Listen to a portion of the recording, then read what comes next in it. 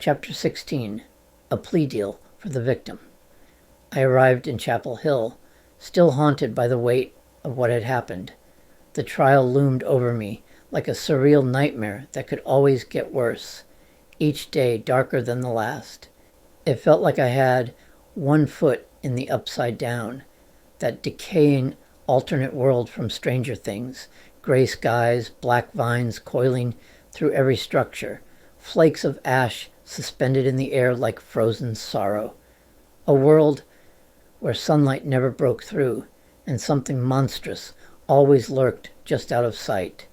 That was my emotional landscape, a place of trauma, fear, and numb detachment.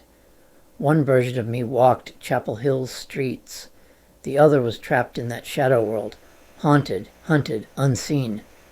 I had started seeing a therapist, one I would continue seeing for years, but in those early days, he could barely reach me. I was too far down. Healing felt impossible when my future was uncertain, and every breath I took carried the suffocating fear of what awaited me in court.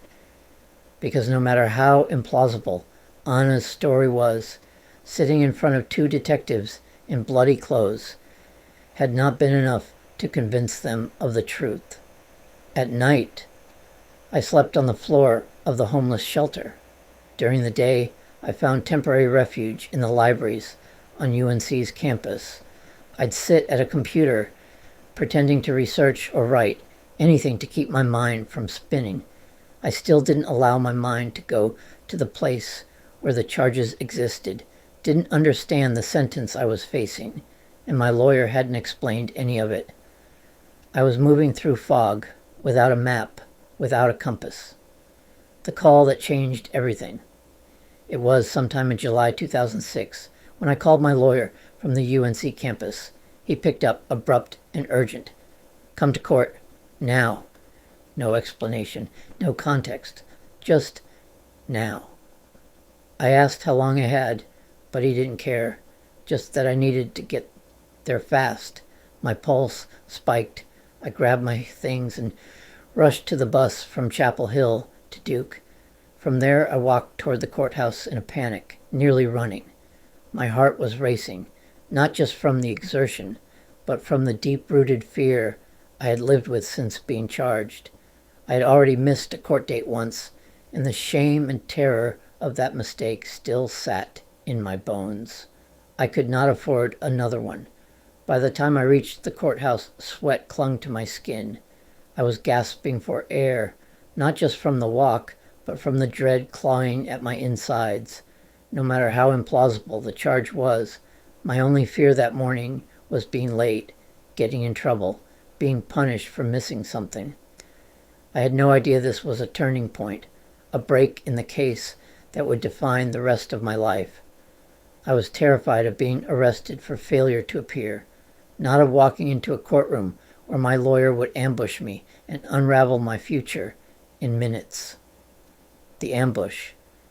The moment I stepped into the courthouse, I saw my lawyer, standing in the hallway, not in a private room, not even in a quiet corner, just there, and beside him, the prosecutor. My stomach sank. The whole setup was wrong. It felt staged. I barely had time to catch my breath before he said, "They're dropping the sexual offense charge. You'll plead guilty to second-degree kidnapping.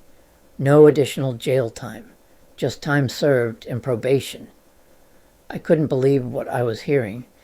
My lawyer had once told me, "No jury will ever believe you capable of this." Nothing had changed. No new evidence, no new testimony, no revelations. He had known I was innocent from everything I'd ever told him, from every conversation. He had never doubted I was the victim. But now, standing in front of me, he was threatening me. "Take this deal, or you could face 10 years in prison," he said.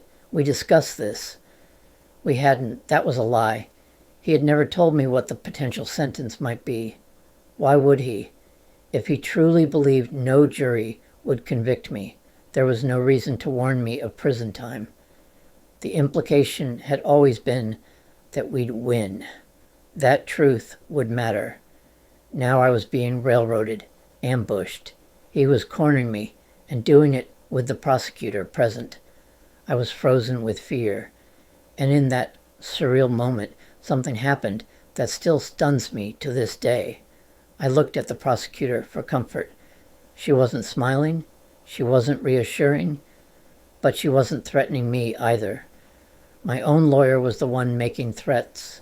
That moment, me looking toward the prosecutor, because my lawyer frightened me, sums up everything. Walking into a lie, I must have nodded. Or maybe I said nothing at all. But the next thing I knew, we were walking into the courtroom. My mind was shutting down. I wasn't in control anymore. I had entered freeze mode, a full trauma response. The courtroom blurred. I was barely registering anything. I was aware that something terrible was happening, but I couldn't stop it. It was happening to me. Everything moved too fast. I stood before the judge. The room felt like it was tilting. When asked if I was satisfied with my counsel, I said, "I don't know." I wanted to scream. I wanted to say, "No, this man is betraying me. He's lying." I wanted to tell the judge that I had been ambushed, that I hadn't been given time to process, to think, to weigh my options. When asked if I was on medication or had any mental condition that might prevent me from understanding the plea deal, I wanted to say, yes, I had PTSD. I had depression. I was terrified. I was not thinking clearly. I was on medication. But I was too detached and in a state of traumatic shock to speak or to summon air that is needed to form words that one might hear. A last, desperate attempt. As I stood before the judge, I knew I had to slow this down. I had to fight, even if I could barely form words. When asked if I was satisfied with my counsel, the only thing I could manage was, "I don't know." What a fool! My mind screamed at me. Tell the judge the truth. Tell him this lawyer has failed you. I searched for a way out, a moment to speak up. When asked if I was on medication or had any mental condition that would prevent me from entering a plea deal, I hesitated. Every part of me wanted to say yes. Yes, I have a trauma disorder. I have major depression. I have an anxiety disorder. I am not thinking clearly. I am on medication. But I didn't say it. I couldn't say it because I lacked the capacity to draw in the air and force it across vocal cords that would utter words of truth. Forced to speak a lie? Then came the final question. Are you in fact guilty? Everything in me screamed, no. Instead, I pointed at my lawyer and said, "That's what he told me to say for the purpose of this plea deal." That was it. That was my plea. Not a yes, Your Honor. Not a confession. Just a statement that I was parroting what I'd been coached to say. My lawyer had spoken for me almost the entire time. He entered the plea. He confirmed everything. He led me like a lamb to slaughter. I shook his hand afterward. Why? I don't know. Trauma does strange things. I should have pulled away, but I didn't have the strength. Suborning perjury? Here's what I've always wondered. If a lawyer knows their client is guilty because the client confessed and still allows them to lie on the stand, it's called suborning perjury. That's how we define knowing. But what if it goes the other way? What if a lawyer knows their client is innocent and still coaches them to say they're guilty? Isn't that just as wrong? Even if the law doesn't see it that way, common sense does. To any layperson, this feels like the same thing. It is the same thing. Morally, rationally, in every meaningful way. My lawyer knew I was innocent, not suspected, not assumed. He knew. And yet, he stood beside me in a courtroom and helped me plead guilty to a crime that never happened. A crime that never happened. As I was led away, a court officer pulled me aside to draw blood for DNA records. I tried to protest. This plea deal makes it sound like I committed a crime. He didn't care. No one did. No one ever talked about what actually happened that day, in 2004. No evidence was reviewed. No facts were examined. No truth was spoken. Just a quick hearing, a rushed judgment, a courtroom full of people too ready to move on, and a handshake with the villain who had silenced me. That's all it took to permanently alter the course of my life. All because the system wanted a win. All because my lawyer, who knew I was the victim, coached me into silence. All because no one listened. Why the rush? Why the urgency? Why couldn't he have warned me on the phone?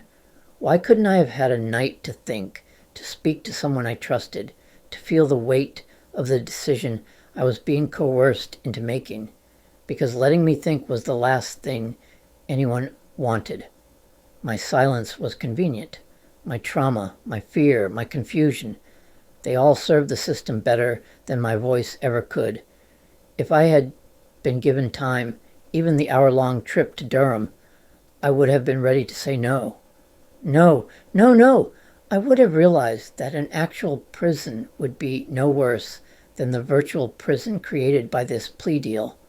But this was by design.